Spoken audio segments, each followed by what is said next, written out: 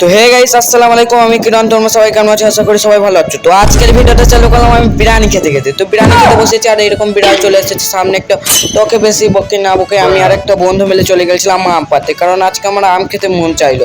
আর আম পাড়তে এলাম এরকম একটা লোকেশনে। আর লোকেশনে মানে ওই রোড, ওই পার যেতে হবে রোডের। আর এইদিকে একটা গাড়ি আসছে, তাই আমরা যেতে পারছি না একটা গাড়ির জন্য, ঠিক আছে। তারপর গাড়িটা পেরোনোর ওই পারে যে আমরা আম খুঁজতে লেগে গেলাম। আর আম পাড়তে পারছি না, মানে একটা লোক রয়েছে চাকগুলো আমটা। আর এরকম একটা ছোট্ট পাড়া নাম পেয়ে গেলাম ওই। তো দুঃখ করব, বুক ভরা কষ্ট নিয়ে আমাকে ওই আমটাই খেতে হবে। তো ওই আমটা খেতে লেগে গেলাম, আর এত টেস্ট কি বলবো গাইস। তার সাথে সাথে একটু নুন সুপুরিটাও দেখিয়ে দিলাম তোমাদেরকে।